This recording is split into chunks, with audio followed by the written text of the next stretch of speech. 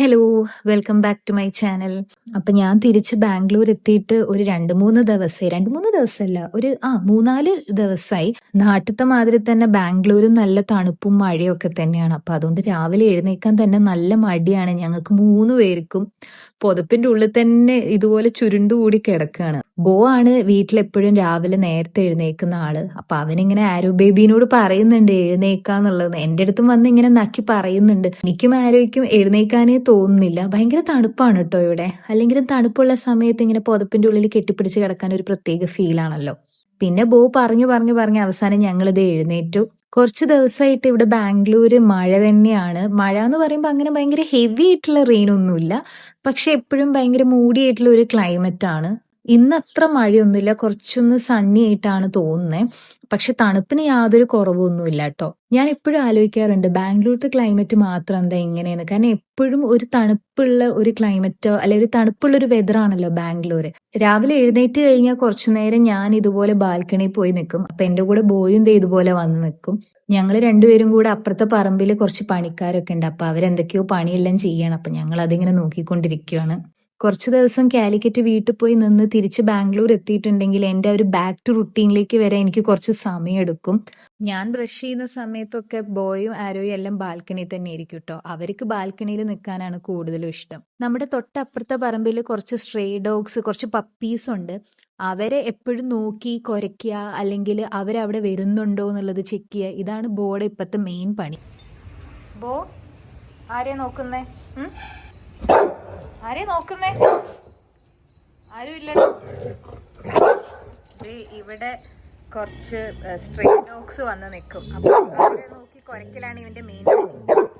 ഇപ്പൊ ഇവിടെ കുറെ ചേട്ടന്മാര് പണിയെടുക്കാൻ വന്നിട്ടുണ്ട്. മിണ്ടല്ലേ.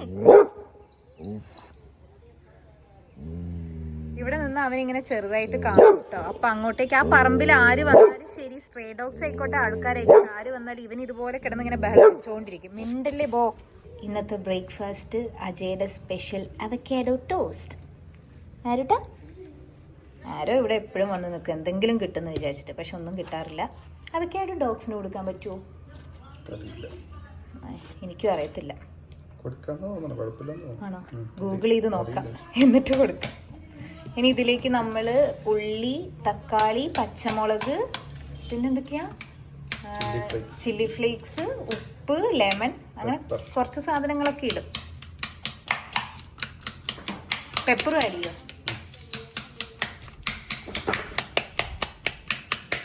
ഉള്ളിയും തക്കാളിയും പച്ചമുളകും എല്ലാം നമ്മൾ കട്ട് ചെയ്ത് വെച്ചിട്ടുണ്ട്. ഇനി നാരങ്ങയും കൂടെ ആഡ് ചെയ്യണം. ഇതിൻ്റെ മിക്സിങ് അജയ് വന്നിട്ടാണ് കേട്ടോ ചെയ്യാറ്. ഞാനപ്പോൾ ഇതെല്ലാം ഒന്ന് ജസ്റ്റ് കട്ട് ചെയ്ത് വെച്ചു എന്നേ ഉള്ളൂ.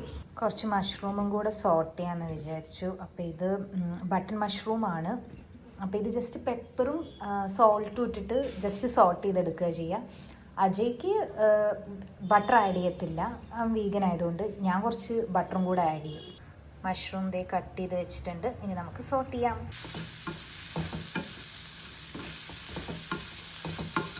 എയർ ഫ്രയറിലാണ് ഞാൻ ബ്രെഡ് ടോസ്റ്റ് ചെയ്യാറ്.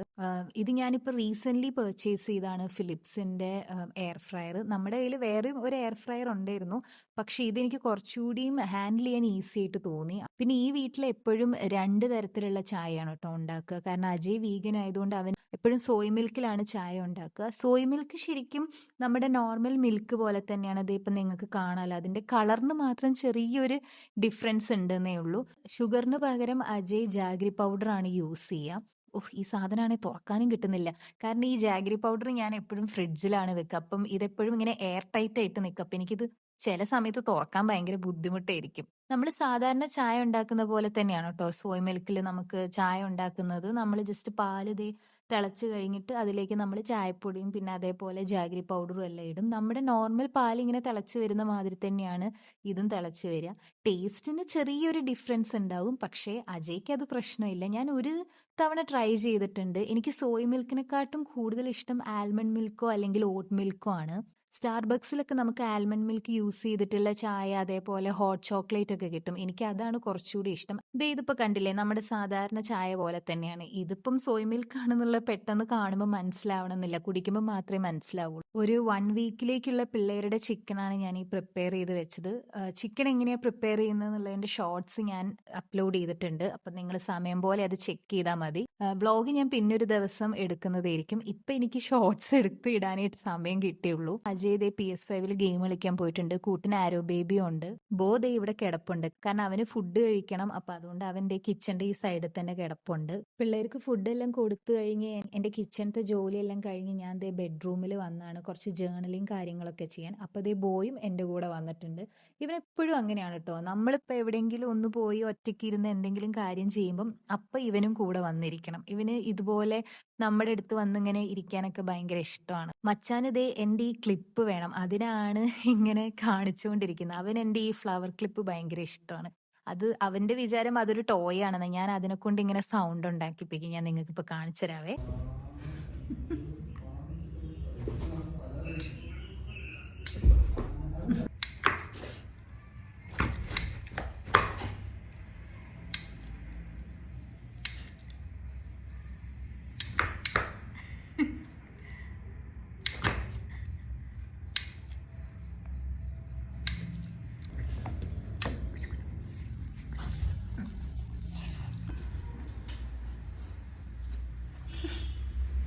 ബോബുവിനെ പുറത്തിറക്കിയതാണ്. അപ്പം ദേ അവൻ ദേ എന്തെന്നാണ് എടാ കാണിച്ചേടാ, കാണിച്ചേ. വെള്ളയ്ക്കല്ല, മൊച്ചിങ്ങ എന്നാണ് ഞങ്ങൾ പറയാ. ദേ അതായിട്ട് ഭയങ്കര കളിയാണ്. കാണിച്ചേ ബോബു, മമ്മേനൊന്ന് കാണിച്ചേ. എടാ ഒന്ന് കാണിക്കടാ. ഡ്രോപ്പ് ചെയ്തേ, ഡ്രോപ്പ്. അതെ ഇതായിട്ട് ഇവിടെ ഭയങ്കര കളിയാണ്. ഞാൻ എടുക്കട്ടെ ബോബു? എനിക്ക് തരുമോ അത്? എനിക്ക് തരുമോ? എടാ എടാ എടാ, ആരോ പുറകെ ഓടുന്നുണ്ട്. കാണിച്ചേ.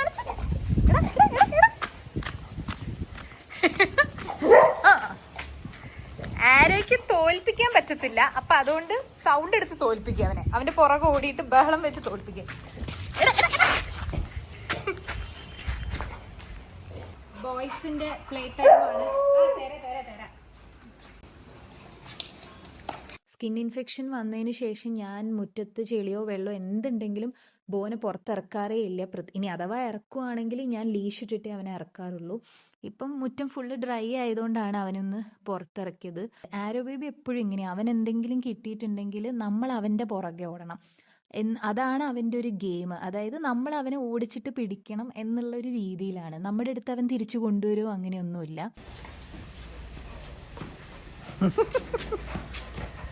അവനപ്പുറത്തെത്തി.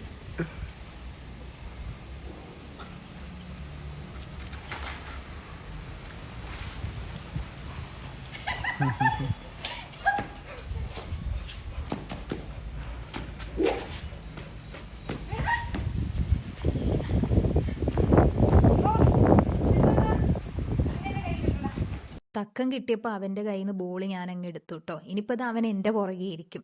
നമ്മുടെ കയ്യിലാണ് ബോൾ ഉള്ളതെന്നുണ്ടെങ്കിൽ അവൻ നമ്മുടെ പുറകെ തന്നെ ഇങ്ങനെ ഓടും. അവനത് തീരെ ഇഷ്ടമില്ല. അവനിങ്ങനെ പുറകെ ഓടിപ്പിക്കുന്ന അവന് ഭയങ്കര ദേഷ്യമാണ്. അപ്പോൾ ബോൾ കിട്ടാൻ വേണ്ടിയിട്ടാണ് അവൻ ഈ ചാടിച്ചാടി എൻ്റെ പുറകെ വരുന്നത്.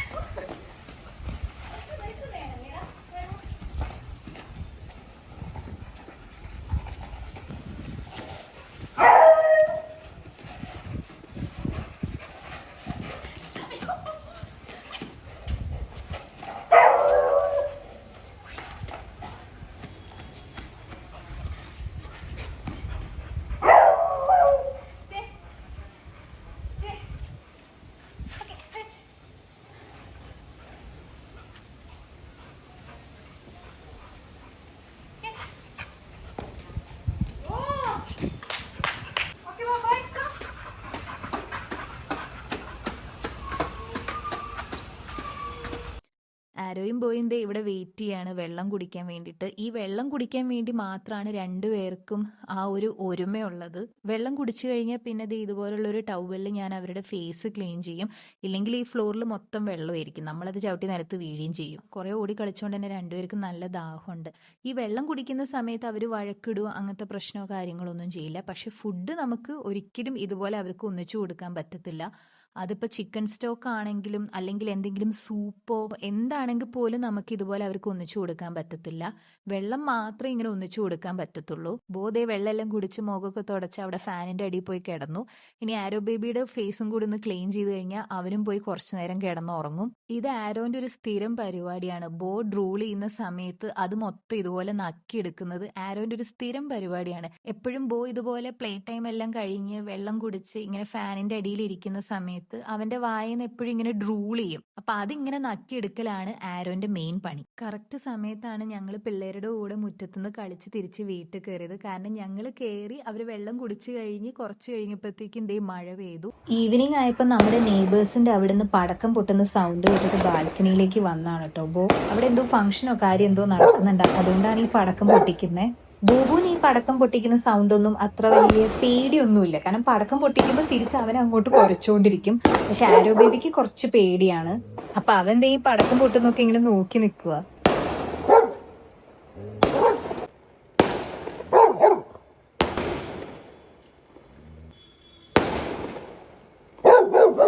ഇന്ന് ഡിന്നർ ഉണ്ടാക്കുന്നത് അജയാണ്. അപ്പം അജയുടെ സ്പെഷ്യൽ ആയിട്ടുള്ള വീഗൻ ഡിഷാണ് ടെമ്പയാണ്. ടെമ്പയുടെ കൂടെ കഴിക്കാൻ റാഗി ദോശയാണ്. ഞാൻ ഇപ്പുറത്തുനിന്ന് ദോശ ഉണ്ടാക്കുന്നുണ്ട്, അജയ് അപ്പുറത്തുനിന്ന് ടെമ്പ ഉണ്ടാക്കുന്നുണ്ട്. ആരോ ബേബി ഞങ്ങളുടെ രണ്ടുപേരുടെയും നടുക്കതേ ഇവിടെ നിപ്പുണ്ട്. ഇത് കണ്ട മുട്ട ചിക്കിയതാന്ന് നമുക്ക് തോന്നും, പക്ഷെ ആക്ച്വലി ഇത് മുട്ട ചിക്കിയതല്ല. ഇതെന്താണ്? അതെ, ഇതാണ് ടെമ്പെ. വേണമെങ്കിൽ നമുക്ക് വീഗൻ സ്ക്രാമ്പിൾഡ് എഗ് എന്ന് വേണേ പറയാം. ശരിക്കും അതേപോലെ തന്നെ ഉണ്ട്. ഇതിന്റെ ടെക്സ്ചർ എല്ലാം കംപ്ലീറ്റ്ലി മുട്ട സ്ക്രാമ്പിൾ ചെയ്ത മാതിരി തന്നെ ഉണ്ട്. ഇനി കഴിക്കുമ്പോൾ എങ്ങനെയാന്നുള്ളത് നോക്കണം. ആരോ ബേബി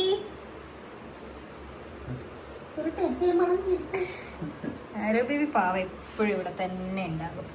ഇപ്പൊ ഞാൻ ഡിന്നർ കഴിക്കുമ്പോൾ ബിഗ് ബോസ് ആണ് കാണാറ്. ഇത്തവണത്തെ ബിഗ് ബോസ് എനിക്ക് കുറച്ചുകൂടി ഇഷ്ടപ്പെട്ടു കേട്ടോ. കാരണം ടാസ്ക് ഒക്കെ ഭയങ്കര ഡിഫറെന്റ് ആയിട്ട് തോന്നി. ബിഗ് ബോസ് ലൈവ് ഒന്നും ഞാൻ കാണത്തില്ല, ജസ്റ്റ് എപ്പിസോഡ്സ് മാത്രമേ ഞാൻ കാണാറുള്ളൂ. നിങ്ങളുടെ ഫേവറേറ്റ് ബിഗ് ബോസ് കണ്ടസ്റ്റന്റ് ആരാന്നുള്ളത് ഒന്ന് കമന്റ് ചെയ്യണേ. അങ്ങനെ ഇന്നത്തെ പരിപാടിയെല്ലാം കഴിഞ്ഞ് ഞങ്ങൾ ഇതേ ഉറങ്ങാൻ പോവാണ്. അജയ് അപ്പോഴും ലാപ്പിൽ എന്തൊക്കെയോ പണി ചെയ്തുകൊണ്ടിരിക്കുകയാണ്. അപ്പൊ അടുത്ത വീഡിയോയിൽ കാണുന്നവരെ this is Anjana signing off. Tata.